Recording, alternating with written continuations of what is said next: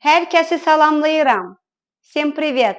Меня зовут Гюнай, и вы на моем канале Учим азербайджанский легко. У нас очередной урок грамматики. Наша тема – прошедшее повествовательное время. На этом уроке мы проверим ваше домашнее задание, которое вы получили на прошлом уроке, а также пополним наш словарный запас. Вы готовы? Поехали!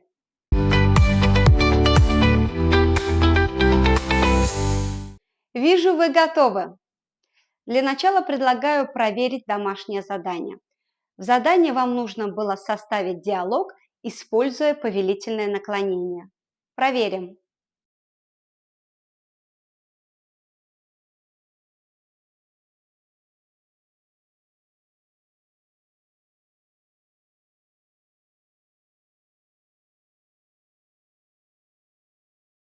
Zəhmət olmasa deyin, vağzal hardadır? Bağışlayın, siz xaricisiz?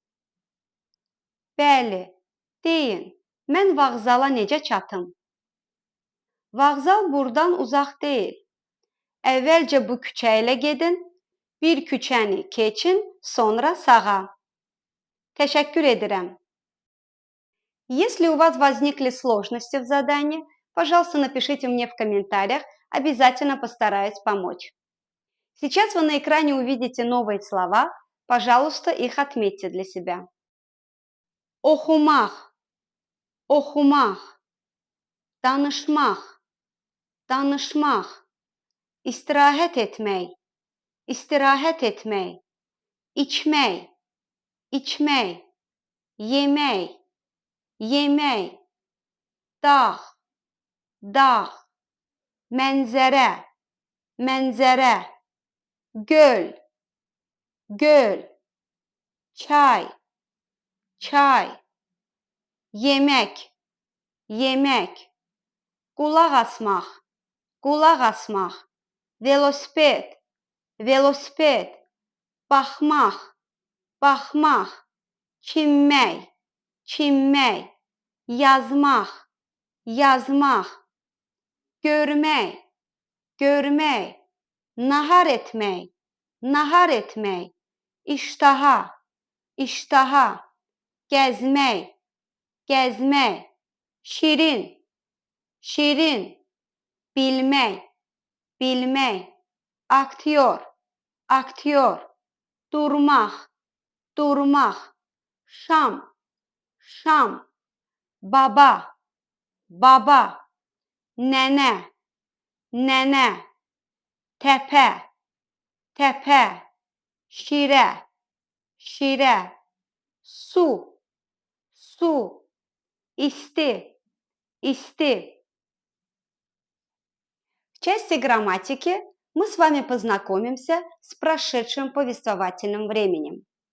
Как и во всех временах, для начала мы отбрасываем частицу mag-meg и только потом добавляем нужный нам суффикс времени. И могу с уверенностью вам сказать, что прошедшее повествовательное время чаще других времен используется в азербайджанской речи. Поэтому побуждаю вас уделить этой теме достаточно времени и сил. Прошедшее повествовательное время образуется с помощью суффикса «миш» в 4 вариантах. Миш, мыш, муж, мюш. Давайте из нашего списка возьмем 4 глагола и используем в этом времени. Это gəzmək, baxmaq, oxumaq, görmək. Давайте вспомним нашу формулу. Корень глагола плюс суффикс необходимого нам времени и плюс суффикс личного местоимения. Используем эти 4 глагола со всеми местоимениями. Первый глагол gəzmək. Отбрасываем мәк, остается корень глагола gəz. Добавляем сюда суффикс миш, получается gəzmiş, gəzmiş, плюс суффикс личного местоимения. Mən gəzmişəm, mən gəzmişəm. Следующее местоимение. Sən gəzmisən, sən gəzmisən. O gəzmişdi. O gəzmişdi. Biz gəzmişik. Biz gəzmişik. Siz gəzmişsiniz. Siz gəzmişsiniz. Onlar gəzmişlər. Onlar gəzmişlər. Помните, как образуется отрицательная форма? С помощью суффиксов «ма», «мя». Значит, корень глагола, суффикс отрицания «ма», «мя», потом суффикс нужного нам времени и суффикс личного местоимения. Mən gəzməmişəm. Sən gəzməmisən. O gəzməmişdi. Biz gəzməmişik. Siz gəzməmisiniz. Onlar gəzməmişlər. Второй наш глагол «бахмах». Здесь мы используем суффикс «мыш». Mən baxmışam. Mən baxmışam. Sən baxmısan. Sən baxmısan. O baxmışdı. O baxmışdı. Biz baxmışıq. Biz baxmışıq. Siz baxmısınız. Siz baxmısınız. Onlar baxmışlar. Onlar baxmışlar. И используем в отрицательной форме. Mən baxmamışam. Sən baxmamısan. O baxmamışdı. Biz baxmamışıq. Siz baxmamışsınız. Onlar baxmamışlar.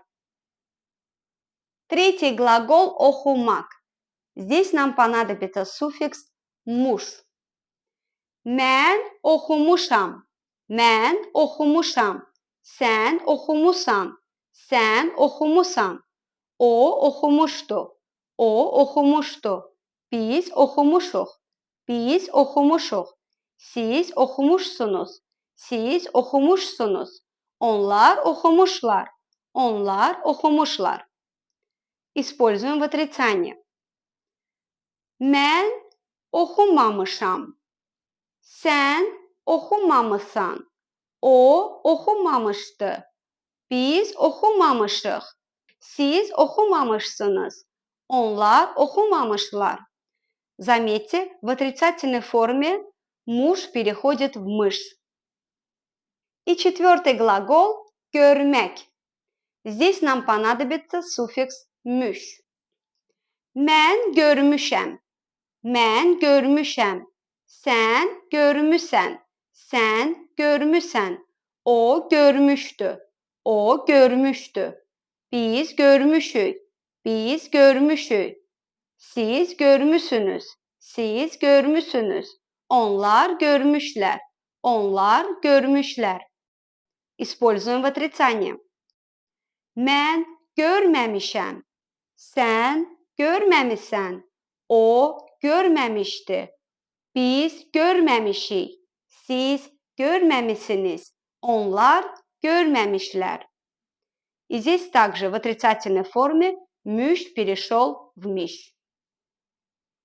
Хочется также отметить, что для удобства во втором лице единственного и множественного числа, то есть «sen» и «siz», буква «ш» в суффиксе «миш» выпадает в разговорной речи. Например, «sen gəzmişsən» пишется, а произносится «sen gəzmisən». Sen gəzmisən. Или siz görmüşsünüz пишется, а произносится siz görmüsünüz. Siz görmüsünüz. Буква «ш» выпадает только в разговорной речи. Перейдем к практике. Ответим на такой вопрос. Sen bugün nə etmisən? Sen bugün nə etmisən? Например, я слушал музыку. Mən bugün musiqiyə qulaq asmışam. Mən bugün musiqiyə qulaq asmışam. Или я написал письмо. Mən bugün məktub yazmışam. Mən bugün məktub yazmışam. Или такой вопрос. Uşaqlar səhər nə etmişlər? Uşaqlar səhər Ne etmişler? Ответим на этот вопрос. Например, купались в море. Uşaqlar səhər dənizdə çimmişlər. Uşaqlar səhər dənizdə çimmişlər. Или читали книгу. Uşaqlar səhər kitab oxumuşlar. Uşaqlar səhər kitab oxumuşlar. В описании к этому ролику оставлю вам домашнее задание. Вместо точек вам нужно будет ставить необходимые местоимения. А на следующем уроке мы с вами его обязательно проверим. Не забудьте подписаться на мой канал, чтобы не пропустить вторую часть ролика «Прошедшее повествовательное время». Ставьте лайки, делитесь с друзьями. Gelen derste görüşürüz.